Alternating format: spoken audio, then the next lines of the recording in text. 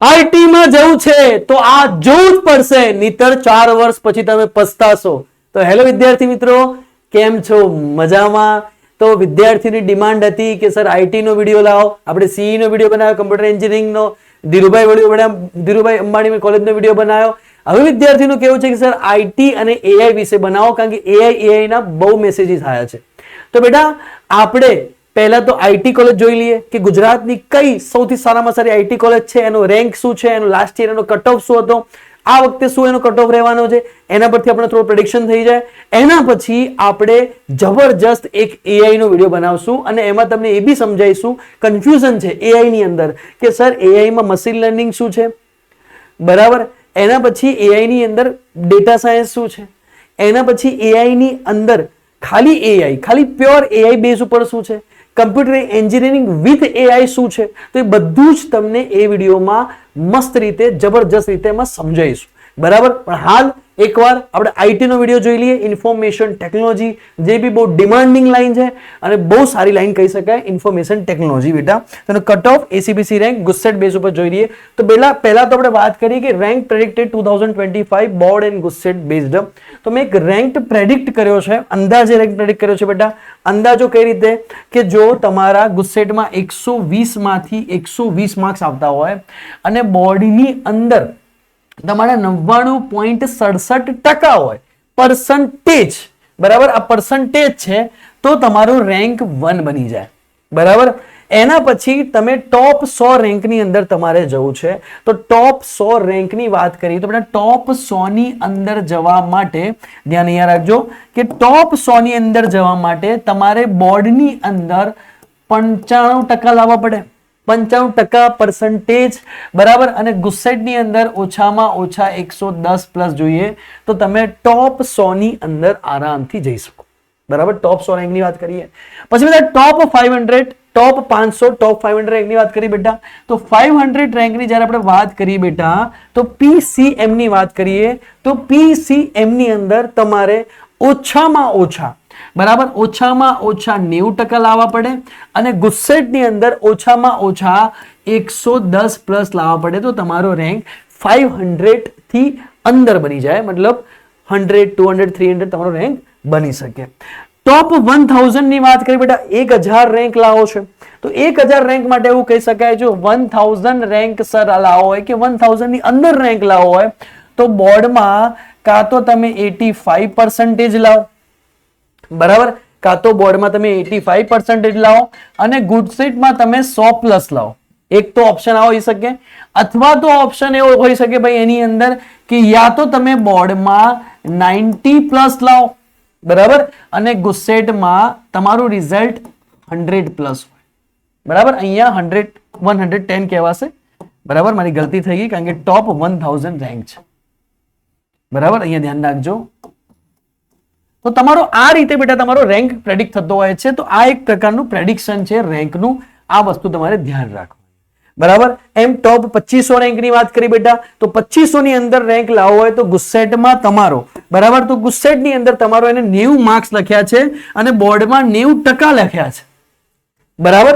પણ 90% ના હોઈ શકે તો તમારે 2500 ની અંદર જો બેટા રેન્ક લાવો હોય તો બોર્ડમાં તમે 85% લાવો, એક મોટી અંદાજો આપણે લઈએ, અને ગુસ્સેટની અંદર, બરાબર, તમે 95 પ્લસ લાવો તો તમારો આરામથી 2500 ની અંદર રેન્ક બની જાય, બરાબર.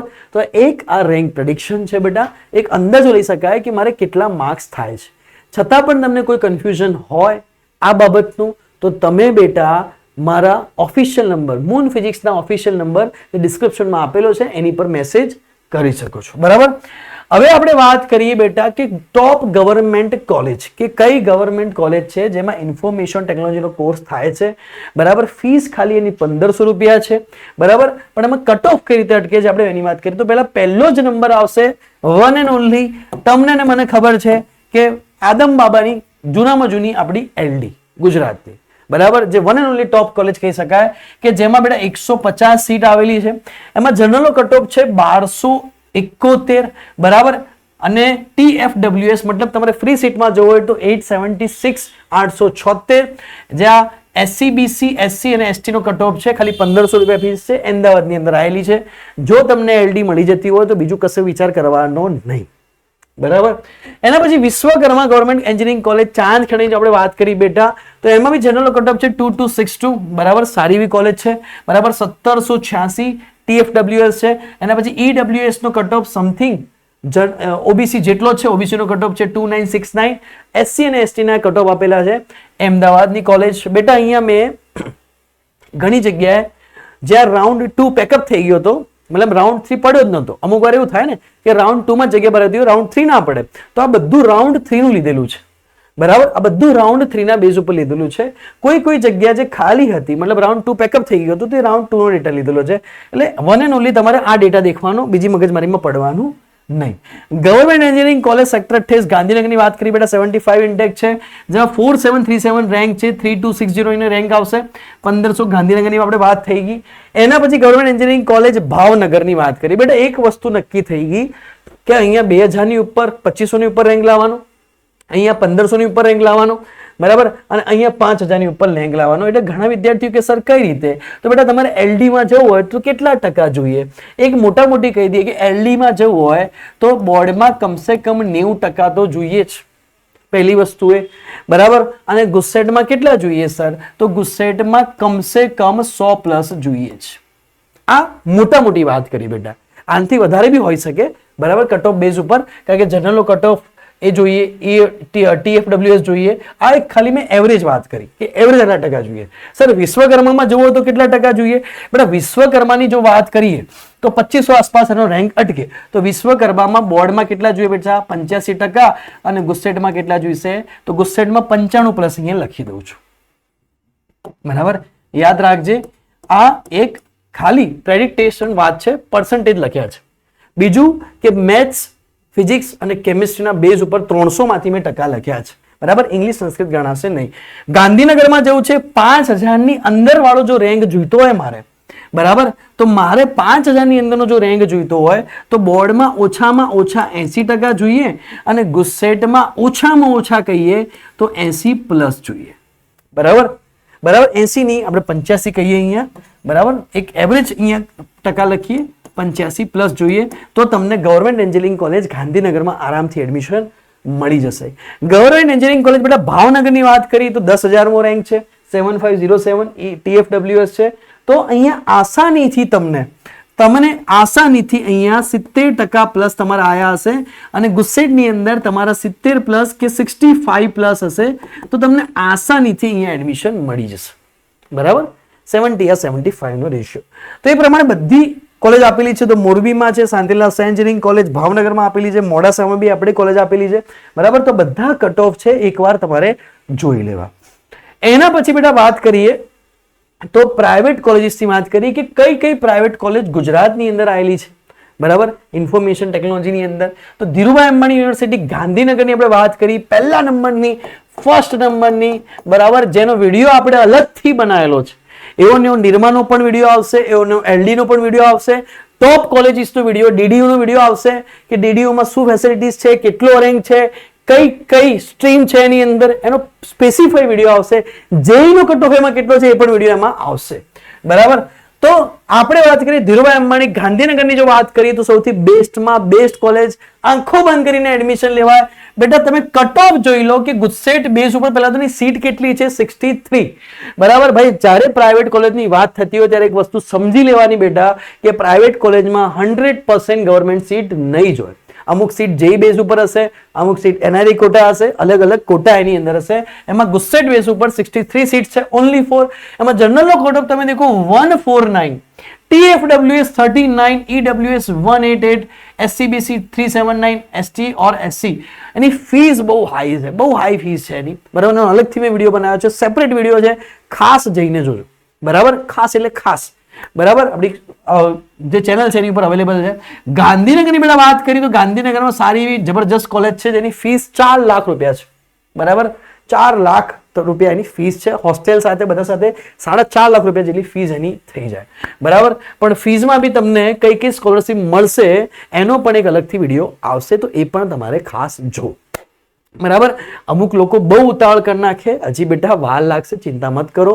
તમારું એડમિશન ચાલુ થશે ત્યાં સુધી બધા જ વિડીયો આવી જશે. કમસે કમ અમારા 100 વિડીયો બનાવવાના છે. બરાબર, તમને બધી ઇન્ફોર્મેશન મળી જશે, ટેન્શન ના લેશો. એના પછી બેટા વાત કરીએ તો બીજા નંબરની કોલેજ છે faculty of Dharamsinh Desai university, DDU ની વાત કરી બેટા. તો પ્રાઇવેટ કોલેજ છે, એની અંદર ઇન્ટેક કેટલી છે? તો ગવર્મેન્ટ સીટ છે 75. બરાબર.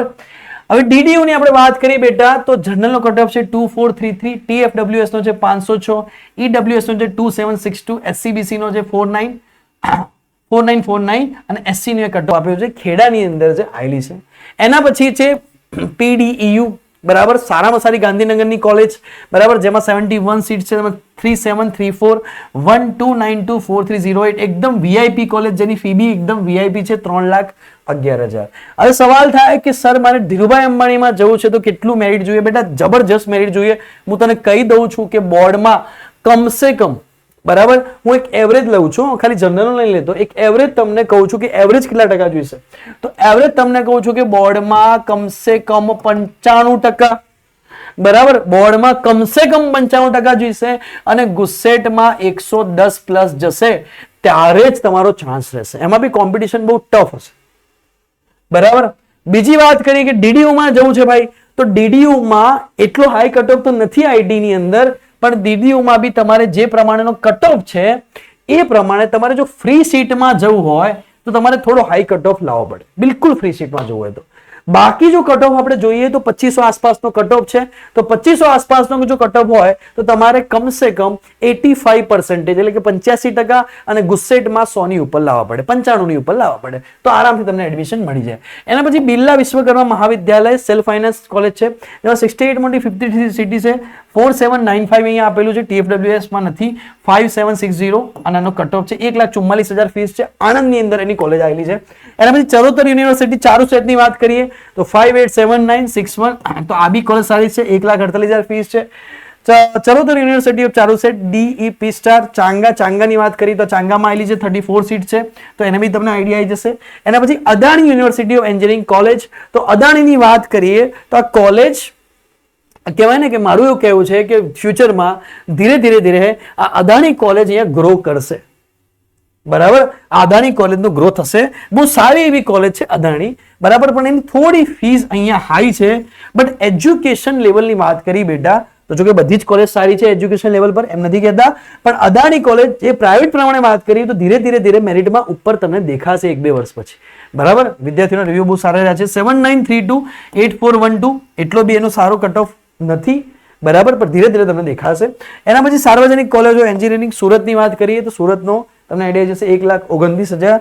GH Patel college of engineering, Indus institute Ahmedabad, તો આ બધી જ પ્રાઇવેટ કોલેજોની ઇન્ફોર્મેશન છે. બરાબર.